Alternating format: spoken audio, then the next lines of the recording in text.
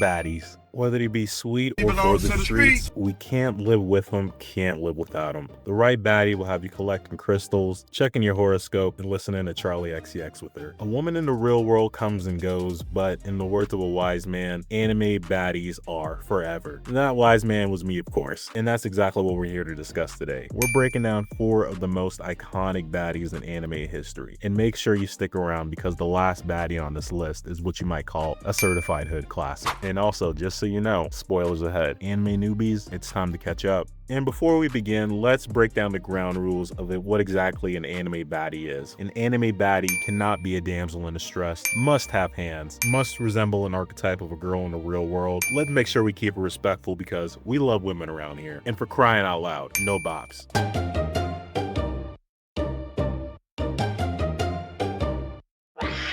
Bleach is an OG manga, part of what you might call the big 3. It's the story of this carrot top named Ichigo Kurosaki. He's a brash and brooding kid who's been granted the ability to fight these monsters, these evil spirits called hollows. Throughout the story, Ichigo does his fair bit of scrapping. This man has some of the most iconic fights in anime history. Grimmjow, Byakuya, he even beats his own ass for a couple episodes. With every battle, with every clash this main character gets into, he had multiple mentors and he encountered even more baddies. I'm talking Rengiku, I'm talking little shoddy Rukia, I'm even talking that tan skin Tetris Haribel. So with all these baddies and all these mentors, what happens if you could have both?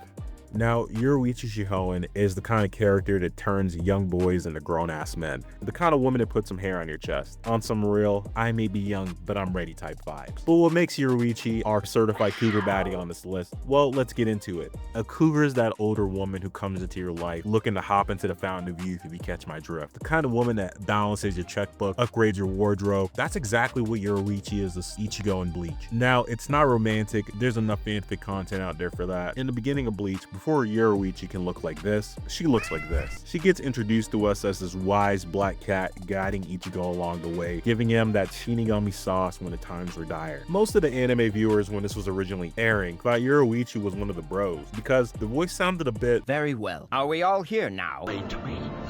Explain to me! But what I did not know was that Yoruichi did this to operate in the human world so she can go about unannounced and undetected. But when she transforms, she turns into this. Purple-haired ebony princess who's over 200 years old, but looks like this. Yeah, outside of being Ichigo's mentor and hands down the baddest chick on the entire show, Yoruichi fulfills that promise and delivers straight hands and crazy fight scenes. She's doing flash steps. She's pulling up her 3v1 jumpings. She's got her enemies questioning their sexuality mid-fight. And do I even have to mention the 1,000-year blood war, the final arc of Bleach? Yoruichi reaches what you might call her final form, the Shunko Rajin Shenkai. You don't gotta know how it's pronounced, you just gotta know how it looks and just how electrifyingly badass it was. Pure cinema. Yoruichi Shihoin, this little kitty's got claws. In fact, that's why she's our cougar baddie on this list.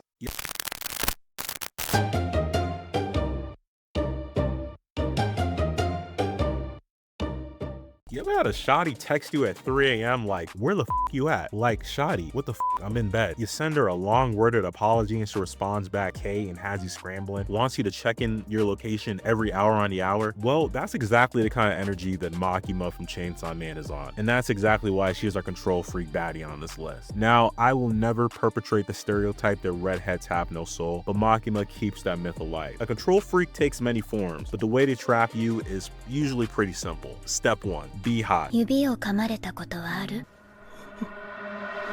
Makima checks that box pretty well. Step 2. Pretend to be sweet. Makima spends the introduction of the show of Chainsaw Man being this sweet, adorable, soft-spoken woman who we come to find out is the head of this organization called the Public Defense Division No. 4. It's a government-funded organization that fights devils. Basically, these beings that are manifestations of human fear. Bats, katanas, darkness. If it terrifies you as a human, there's a devil for it. And that brings us to our favorite Ginger. Aside from power, but she's more of a strawberry blonde, but I digress. Makima, although cute as a button, there was always something about that 1,000-yard stare she would give us. And that brings us to step number 3 of encountering the control freak. She traps your ass. Denji, our titular hero, our Chainsaw Man, is head over heels for Makima. Anything she asks for, this man is standing up at full attention, ready to go. Simp sensational at its finest. I mean, she should just put a leash on this man Denji and stroll him around the park. But in all seriousness, why would you ever want to say no to Makima, this crazy-eyed beauty? And even if you did, what's the worst that could happen?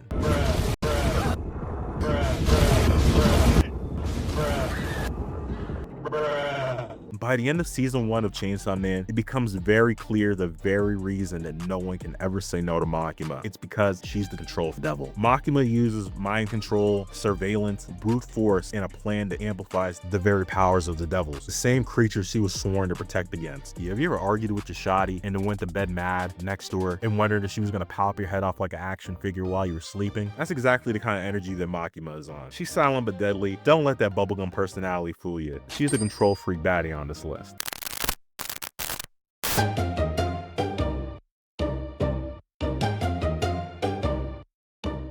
In life, you play the game 2 ways: hard to get or hard to get rid of. Android 18 embodies the hard to get baddie all too well. She's the most attractive female character in Dragon Ball Z, and it's not even close. A lot of people would probably say Videl would take that spot, but she's I believe I can fly. In the story of classic Dragon Ball Z, Android 18 was a problem. She was a part of this trio of robotic killing machines created by Dr. Gero, sent to kill Goku and wreak havoc. They're slaughtering, pillaging, blowing up stuff, forces of pure evil, or so we thought. And then enters our boy Krillin. Nothing about this guy screams Casanova. He's short, gets killed on the regular, gives off that "can I get a hug" energy. And did I mention he's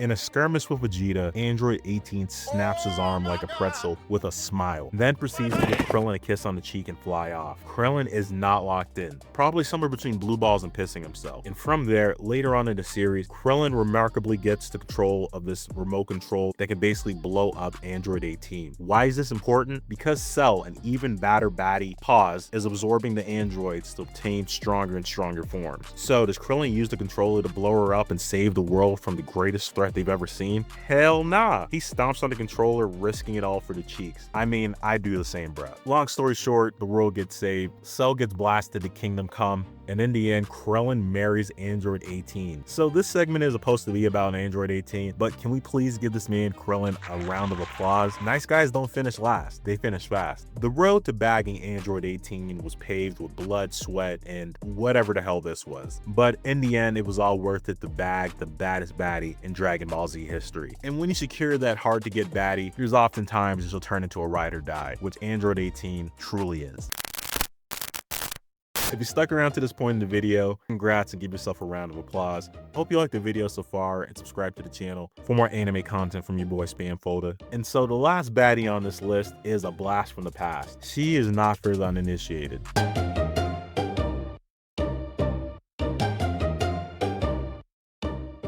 Growing up in the early 2000s, there existed the 4 horsemen of animated goth girls. Sam from Danny Phantom, Gwen from Total Drama Island, Nikki from 16, and then there was Raven from Teen Titans. Goth girls are like unicorns shrouded in darkness. In life, you gotta play in the storm to appreciate the sunny days. And trust me, I want to get rained on. Pause. Raven wasn't just a goth girl, she was the goth girl. Raven was a core player and member of Teen Titans, usually the quiet, aloof type, but like any manic pixie dream girl, Raven harbored a dark secret. The source of her dark energy and powers came from her dad, Trigon, a literal ruler of the underworld. We've all dated that girl who has the overpossessive dad, right? And to top it all off, Raven's emotionally unstable and occasionally drags men to the pits of hell. What are you? Don't stop! I surrender! No! It was so dark. Oh, that's hot. What more could you ask for? Somewhere between writing haikus and slam poetry and Doesn't Say I Love You Back is probably where you put Raven. She's not just the goth girl, she's the certified goth baddie on this list. Yo, I hope you guys liked the video and subscribe to the channel. I must know, who's your favorite baddie on this list and who's the baddest baddie of all time? And better yet, who do you think should appear on a part 2 of this list? Let me know in the comments. If you want to support my caffeine addiction, there's a buy me coffee link in the description. And as always, clear your recycle bin, delete your inbox. It's been your boy Spam Folder. Buy me in those comments. Peace.